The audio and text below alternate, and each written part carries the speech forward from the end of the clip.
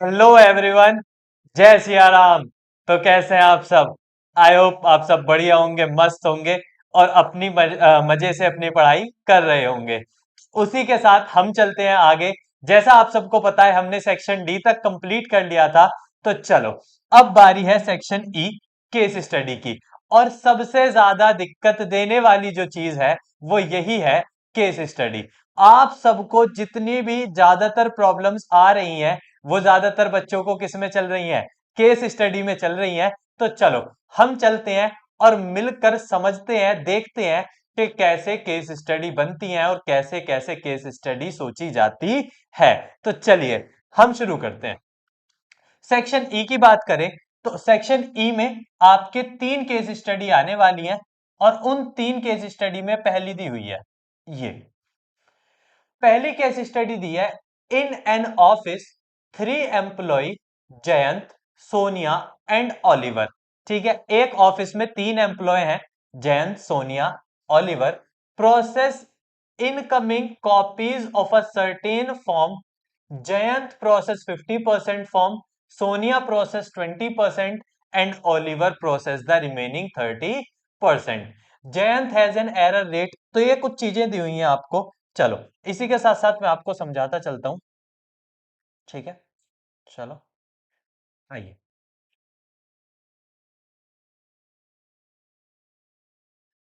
तो जो case study आपको दी हुई है, अगर मैं उस केस स्टडी के बारे में आपसे बात करूं तो उस केस स्टडी में आपको तीन लोगों की बात दी हुई है। एक आपको जैन, एक सोनिया, एक ओलिवर।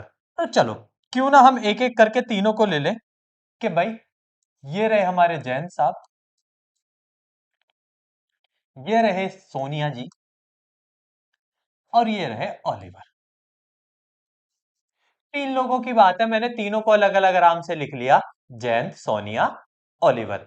अब जयंत जो है वो 50% प्रोसेस कर रहा है फॉर्म्स को, यानी 50% फॉर्म जयंत के पास है।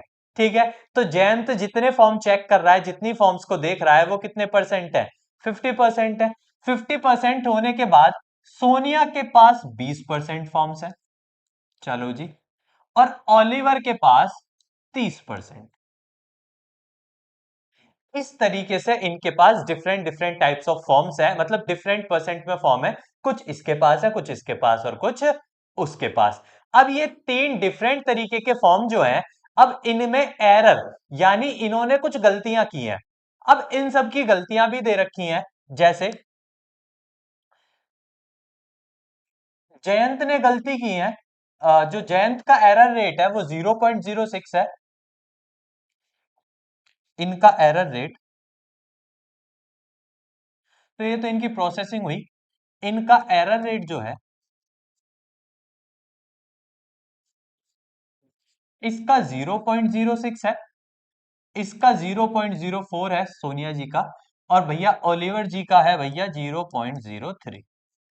तो ये डिफरेंट डिफरेंट इनके एरर रेट है, यानी ये कितने परसेंट एरर कर सकते हैं। तो ये 6% करता है, वो 4% और वो 3%। अब इनके एरर रेट पता चलने के बाद पढ़ते हैं जरा आपसे क्वेश्चन क्या कह रहा है और क्या आपसे मांगा है। ठीक है, एक एक करके पढ़ते हैं। चलो, पहला पार्ट पढ़ते हैं पहले, देखते हैं आखिरकार पहले पार्ट में आपसे क्या मांग रहा है। चलो, ऐसे करके कुछ चित्र दिया है।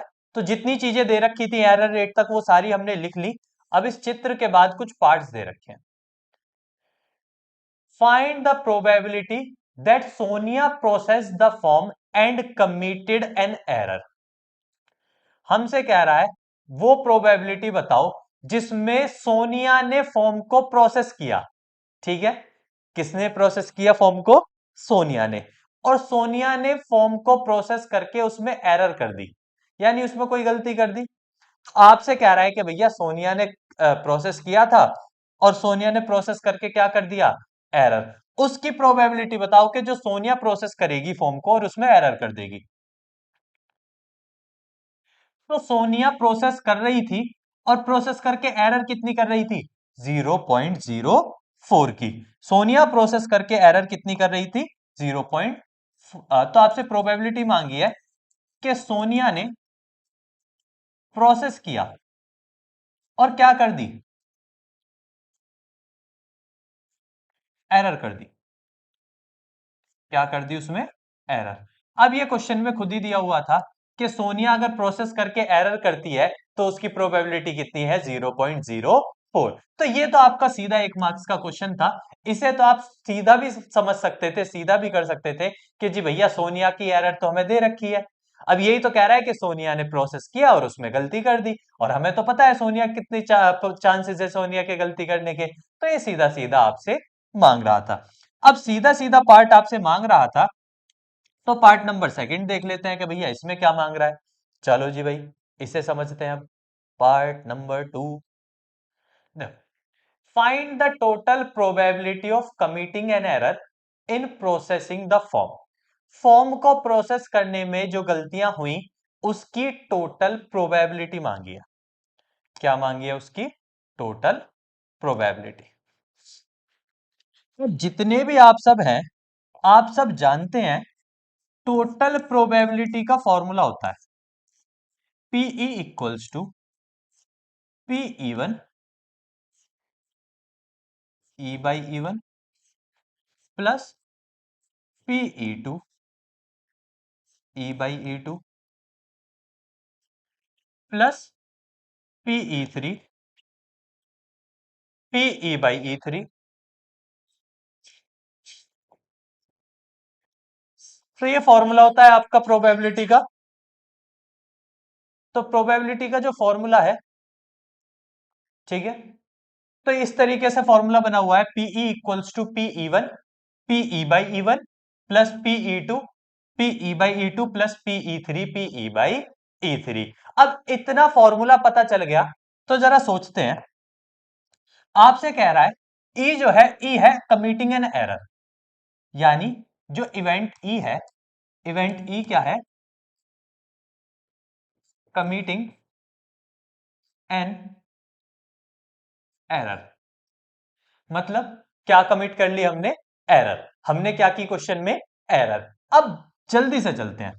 इवन है जैन साहब, जैन साहब हमारे इवन है, सोनिया जी हमारी ई टू है, और ओलिवर जी हमारे ई थ्री है। इस तरीके से हमने इवेंट भी बना लिए। अब इवेंट बना लिए तो इनकी प्रोबेबिलिटीज की बारी आती है। पी इवन, इवन मतलब जैन साहब, तो जैन साहब कितने प्रोसेस कर रहे थे, 50%, तो यहां हो गया 50/100। ई बाई इवन का मतलब है जैन साहब ने एरर करी, तो जैन साहब एरर कर रहे हैं 0.06 पर। ई टू, ई टू है जी सोनिया जी, तो सोनिया जी की प्रोसेसिंग कितने परसेंट है, 20%, तो 20/100 हो गया। इनटू, अब सोनिया जी की एरर, सोनिया जी की एरर 0.04 की है। अब ई थ्री कह रहा है, ई थ्री कह रहा है, तो भैया ई थ्री है हमारे ओलिवर जी। अब ओलिवर जी 30% प्रोसेस कर रहे हैं, और उस 30% में एरर कितनी कर रहे हैं, 0.03 की एरर कर रहे हैं। अब इसे सॉल्व करने से, ठीक है, आप इसे सॉल्व करेंगे कंप्लीट, तो आपको आंसर मिल जाएगा। एक जीरो से एक जीरो कट जाएगी, एक जीरो से एक जीरो कट जाएगी, एक जीरो से एक जीरो कट जाएगी, और आपस में मल्टीप्लाई करके एक पॉइंट आगे कर लेंगे, कोई दिक्कत नहीं। 6 पंजे 30, तो 0.03 प्लस 4 दूनी 8, तो 0.008। ठीक है, 3 जीरो कर लो इसे यहाँ पे, प्लस 3 की 3 में करेंगे तो 9 हो जाएगा, तो 0.009। आप इन्हें ऐड कर सकते हैं, आप इन्हें ऐड करते हैं तो 30, और 9 8 17, ठीक है, 47 हो जाएंगे, तो 0.047 लगभग ये आंसर बैठेगा। ठीक है, ये वैल्यू आपका क्या हो जाएगी, आंसर। तो मतलब टोटल प्रोबेबिलिटी का फॉर्मूला लगाना है, वैल्यू आपको पता थी, ये E1 की, E2 की, E3 की, E by E1, E by E2, E by E3। इस तरीके से आपकी सारा क्वेश्चन कंप्लीट हो जाता। इस तरीके से क्वेश्चन मांग रहा था भैया। चलो जी, आगे चलते हैं। तो आपको पता है ना, E1 क्या था, जयंत की प्रोसेसिंग, E2 थी सोनिया की प्रोसेसिंग, और E3 थी ओलिवर की प्रोसेसिंग। अब इतना होने के बाद, क्वेश्चन में इतना आने के बाद, अब क्या है, अब आगे चलते हैं और थर्ड पार्ट समझने की कोशिश करते हैं कि आखिर थर्ड पार्ट क्या दिया हुआ है। ये आपके क्वेश्चन का थर्ड पार्ट। चलिए जी, थर्ड पार्ट समझ लेते हैं। देखो थर्ड पार्ट पढ़ो, तो थर्ड पार्ट में कह रहा है the manager of company wants to do a quality check, the manager of company wants to do a quality check during inspection, during inspection he selects a form at random from the day's output of processed form if the form selected at random has an error. अब यहां बात को बड़ी बारीकी से पकड़ना, उसने सारी फॉर्म की बात की, ठीक है, मैंने जब पढ़ाया था, मैंने आपको जब भी समझाया था, इन चीजों पर बहुत फोकस किया करो। अब उसने क्या कहा है, फॉर्म को सेलेक्ट करने में क्या हो गया, गलती हो गई, फॉर्म को सेलेक्ट करने में क्या हो गई, गलती।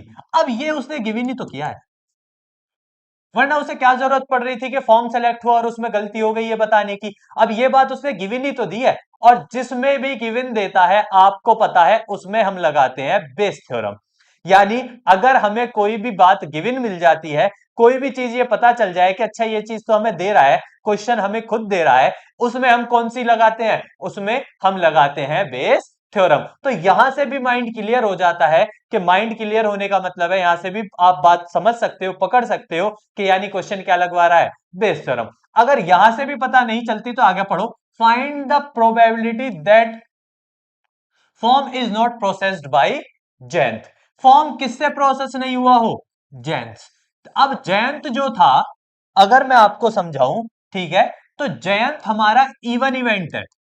जयंत कौन है हमारा, इवन इवेंट। अगर जयंत हमारा इवन इवेंट है, इसका मतलब हमसे इस इवन बार की प्रोबेबिलिटी निकलवा रहा है।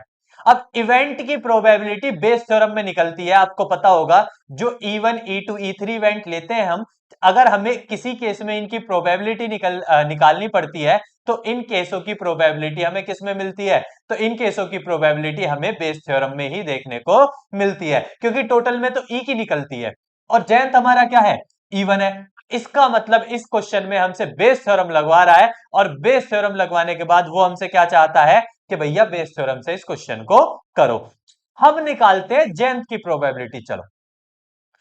हालांकि नोट कहा है, लेकिन नोट के लिए भी हम आपको बता देंगे, पहले जयंत की प्रोबेबिलिटी निकाल लेते हैं कि फॉर्म जयंत ने प्रोसेस किया। अब जयंत ठहरा हमारा इवन, भोला भाला इवन। अब बेस थ्योरम का फॉर्मूला होता है पी इवन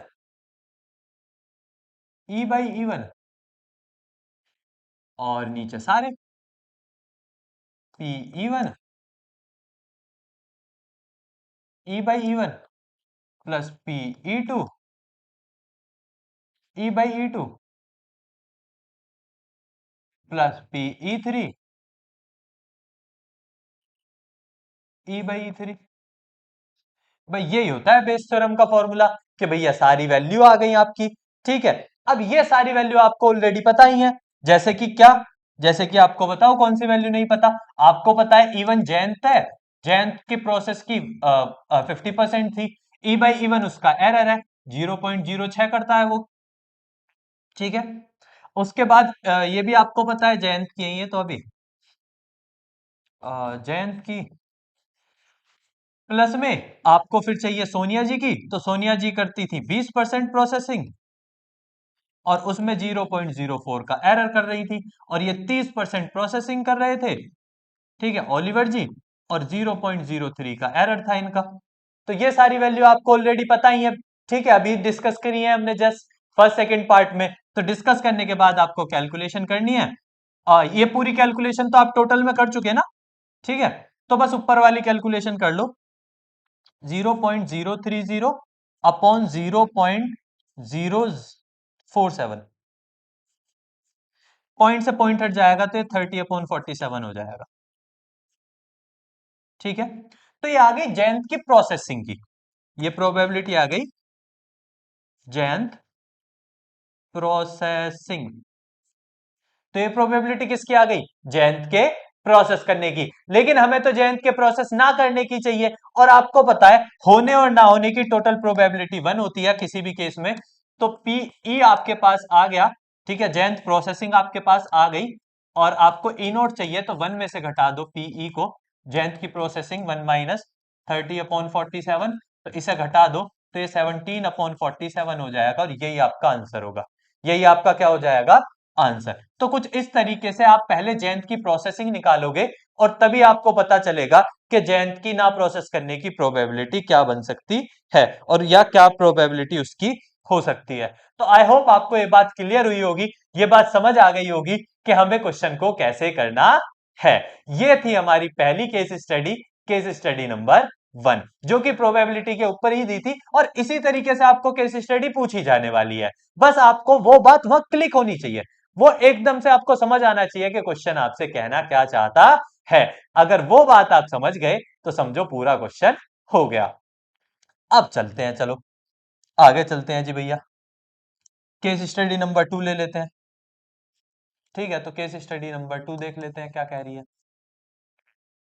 भैया जी हमें से क्या कहे है, हा हा हा। ठीक है, हालांकि ये भी सेम ही पार्ट है। अगर इसका और वाला नीचे वाला करते तो इसमें भी आपको सेम ही बेस थ्योरम लगानी पड़ती जो आपने अभी लगाई है और वही सेम आंसर बनता। ये दोनों पार्ट हमेशा सेम ही होते हैं। ठीक है, और तो ये बीच में ऐसे ही लगा देते हैं लैंग्वेज बदल के, ताकि अगर बच्चे को ऊपर वाली लैंग्वेज समझ में ना आ रही नहीं आई तो क्या पता वो नीचे वाली लैंग्वेज समझ ले, बट होते दोनों एक ही है। ठीक है, तो ज्यादा कंफ्यूज कभी मत होना। चलो क्वेश्चन नंबर, इसको पढ़ लो।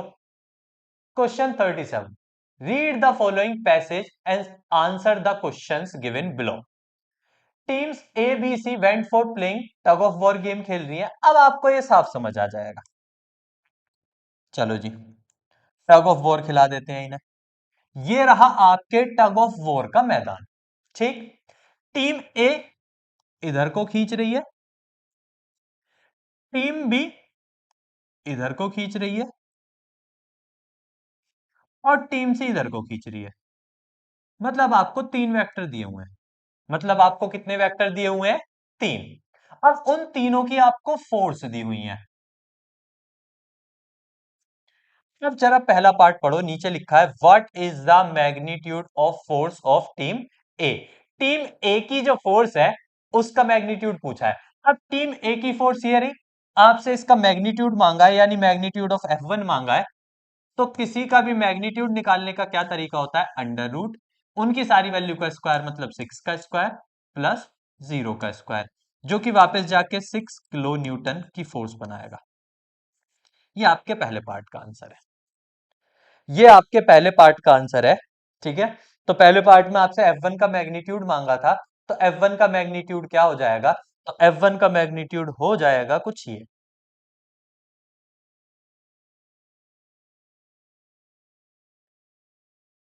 टन टन तारा, चलती है क्या 9 से 11, सुना है तेरे चाहने वाले, आगे 10 है पीछे 12, घड़ी घड़ी क्या सोच रही है, चल हो जाए 9 2 11। अच्छा ठीक है, तो मैग्नीट्यूड F1 की बात समझ आई। चलो अगर इतनी बात समझ आई तो इसे हटाते हैं, फिर गेम को समझाते हैं आपको क्या ना क्या चाहते हैं हम।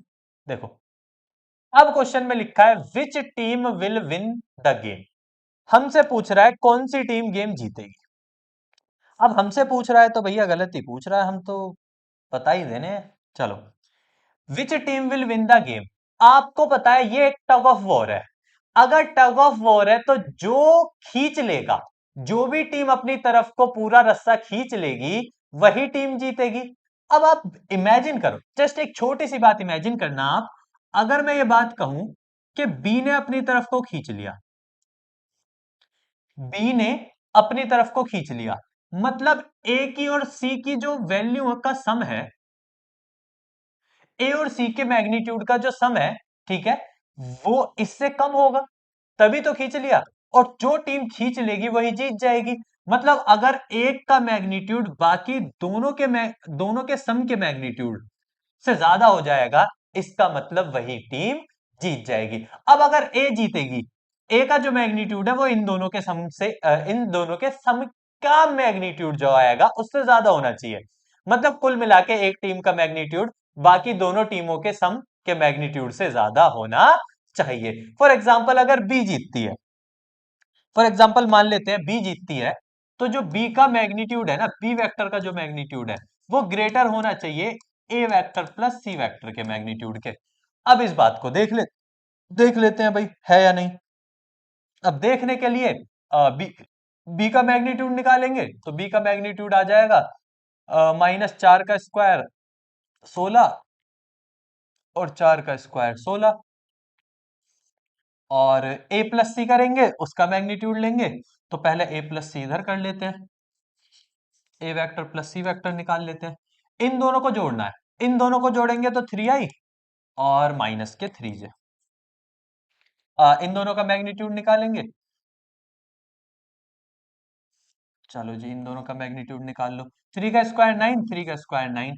अब अगर आप देखो तो √32 ग्रेटर देन √18। अब ये सच बात है, मतलब बी का जो सम है वो बाकी दोनों के सम के मैग्नीट्यूड से ज्यादा आ गया। इसका मतलब है कौन जीतेगा? बी जीतेगा। कौन सी टीम जीतने वाली है? बी जीतने वाली है, क्योंकि बी का जो मैग्नीट्यूड है वो बाकी दोनों के सम के मैग्नीट्यूड से क्या हो रहा है? ज्यादा हो रहा है। इसका मतलब बी जीतेगी भैया गेम को। तो ये बात भी पता चल गई। ठीक, आई होप इतनी बात आपको क्लियर रही होगी। जिताली, बी जीत गई है, ठीक है। चलो, अब इतनी बात क्लियर है तो फिर समझते हैं पार्ट नंबर 3। कह रहा find the magnitude of the resultant force. कौन सी फोर्स? रिजल्टेंट। अब जिन जिन्होंने फिजिक्स अच्छे से पढ़ी है वो जानते हैं रिजल्टेंट होता है सारी फोर्सेस का सम। मतलब अगर आपको रिजल्टेंट फोर्स चाहिए, ठीक है, फोर्स चाहिए आपको रिजल्टेंट, आपको क्या करना पड़ेगा? आपको F1 plus F2 plus F3 करना पड़ेगा। सारी फोर्सेस का सम ही उसका रिजल्टेंट बनता है। तो रिजल्टेंट ऐसे बनेगा जब हम उनका सम कर लेंगे सबका। तो सबको जोड़ लो जी भैया। अगर आप सबको जोड़ते हैं तो ये हो जाएगा -7, तो ये माइनस का आई हो जाएगा, और 4j प्लस माइनस, तो ये प्लस का के हो जाएगा। जे प्लस का जे हो रहा है, प्लस का जे, प्लस का जे हो जाएगा। अब हमसे इसका मैग्नीट्यूड मांगा है रिजल्टेंट का। रिजल्टेंट को एफ नेट भी कहते हैं, ठीक है, एफ नेट भी लिख सकते हो आप। अब इसका मैग्नीट्यूड मांगा है तो इसका मैग्नीट्यूड निकाल देते हैं। मैग्नीट्यूड निकाल लें एफ नेट का, तो इसका आ जाएगा मैग्नीट्यूड -1 का स्क्वायर 1 और 1 का स्क्वायर 1, तो √2। इसका मतलब है नेट फोर्स का मैग्नीट्यूड कितना हो जाएगा? तो नेट फोर्स का मैग्नीट्यूड हो जाएगा √2। अब अगर आप इस क्वेश्चन को देखें और समझें, मतलब ये लगाओ क्या है इसमें, क्वेश्चन में कुछ है? बस क्या करता है ना, वो क्वेश्चन के साथ माइंड गेम खेलता है, ठीक है। उसमें नहीं फंसना है, बस आपको क्लियर माइंड में ये होना चाहिए कि इन चीजों को निकाला कैसे जाता है। अगर आपका वो कॉन्सेप्ट क्लियर है कि हम चीजें सॉल्व कैसे करते हैं, उनको फाइंड कैसे करते हैं, तो आपको बिल्कुल भी दिक्कत आने वाली नहीं है। तो इस तरीके से हो गया, ठीक है। आई होप ये बात क्लियर रही होंगी। चलो, ये बात अगर क्लियर रही है तो ये लो, इसे पढ़ लो, नेक्स्ट पैसेज। चलो, इसे पढ़ लो। नेक्स्ट पैसेज, पैसेज क्या कह रहा है? Read the following passage and answer the questions given below. ठीक है, पैसेज को पढ़ के आंसर देने की कोशिश करें। तो पैसेज आप ध्यान से पढ़ सकते हैं। तो अगर आप पैसेज को ध्यान से पढ़ें तो क्या कह रहा है? The relation between the height of plant. Plant की हाइट y सेंटीमीटर्स में है। खड़ी खड़ी क्या सोच रही है? चलो जी, with respect to it exposure sunlight, और एक्सपोजर ऑफ सनलाइट जो x है वो नंबर ऑफ डेज है, ठीक है, एक्सपोज किससे? सनलाइट से। और मेन फंक्शन आपको ये दे रखा। चलो, मेन फंक्शन दिया है y equals to 4x minus 1/2 x square. अब अगर आप पहले पार्ट को ध्यान से पढ़ें तो कह रहा find the rate of growth. अब मैंने आपको पहले भी बताया है, अगर ये आपको y दिया है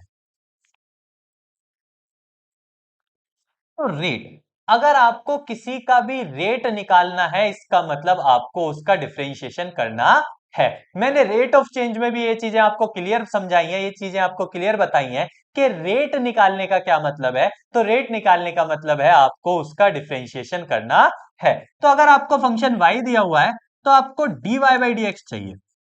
भाई रेट के लिए आपको क्या चाहिए? dy by D x. अब इसका डिफरेंशिएशन कितना बैठ रहा है? तो इसका डिफरेंशिएशन बैठ रहा है 4 माइनस एक्स। अब ये आपके पहले पार्ट का आंसर हो गया,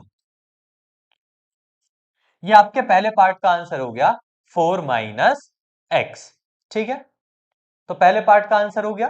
क्लियर है इतना? चलो आगे चलते हैं और पार्ट देख लेते हैं।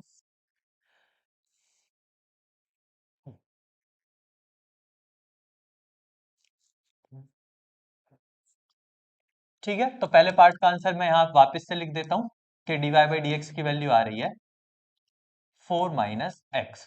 कह रहा है does the rate of growth plant increase और डिक्रीज इन फर्स्ट 3 डेज। तो कह रहा है शुरू के 3 दिनों में फंक्शन इंक्रीज हुआ या डिक्रीज। इंक्रीजिंग और डिक्रीजिंग जानते हैं आप? For increasing and decreasing, increasing और डिक्रीजिंग पता करने के लिए हम क्या करते थे, हम पुट करते थे dy बाई डी एक्स को किसके बराबर, 0 के बराबर। यही काम करते थे भाई, इंक्रीजिंग और डिक्रीजिंग पता करने के लिए dy बाई डी एक्स को किसके बराबर रखते थे, 0 के बराबर। तो जो dy बाई डी एक्स आया उसे 0 के बराबर रखते थे, यहां से x की वैल्यू आ जाती थी, और उस x की वैल्यू को किस पे बना लेते थे, यहां बना लेते थे 4 माइनस इंफिनिटी प्लस इंफिनिटी। अब यहां से चिड़िया उड़ा देते थे, right hand side always positive, ये वाली नेगेटिव हो जाएगी। बट यहाँ पे x उल्टा है, ओके ओके ओके, पॉजिटिव हो जाएगा और ये वाली साइड नेगेटिव आएगी। इसे पता करने के लिए क्या करते थे, 4 से कोई एक बड़ी वैल्यू फंक्शन में रख के देख लो। फंक्शन क्या था, फंक्शन लिख देते हैं हम आपको यहाँ। तो y था 4x माइनस 1/2 x²। इसमें रख के देख लो भैया, 4 से बड़ी, तो 4 से बड़ी रख के देखोगे तो वो लेस देन 0 बनेगा तो नेगेटिव, और वैसे बनेगा तो वो पॉजिटिव। अब यही पूछ रहा है, ये रही 0, 0 से 4 तक, इतने हिस्से में ही तो पूछ रहा है, 0 से 3 तक ही कह रहा है बल्कि, तो 3 भी 4 से अंदर ही आया, सिर्फ इतने हिस्से में। कह रहा है ये 0 से ये जो हिस्सा होगा इसमें इंक्रीजिंग होगा या डिक्रीजिंग। तो आपके सेकंड पार्ट का आंसर क्या हो जाएगा, तो सेकंड पार्ट का आंसर हो जाएगा कि भैया इतने हिस्से में तो वो इंक्रीजिंग है,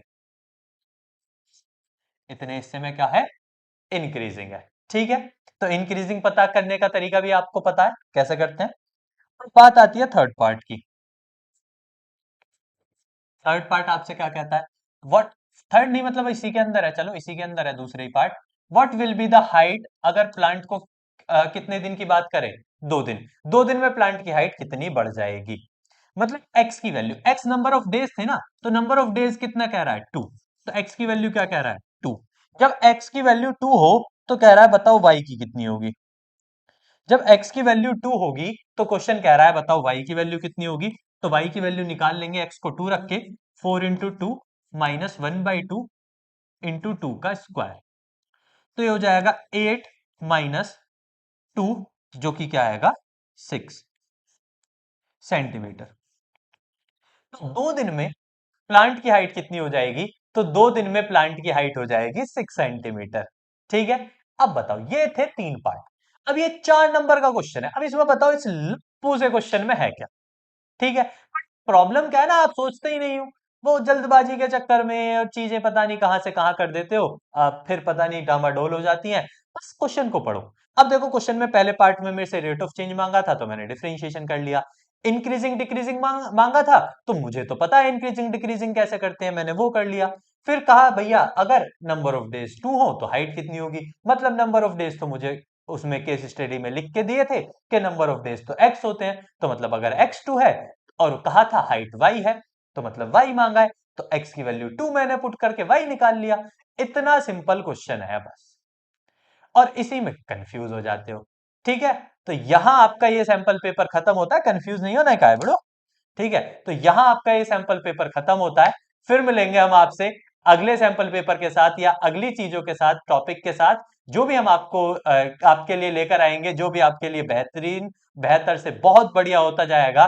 ठीक है, वो चीजें हम आपको सब देते जाएंगे। तो तब तक के लिए आप बने रहिएगा, जुड़े रहिएगा और पढ़ते रहिएगा। जय सिया राम।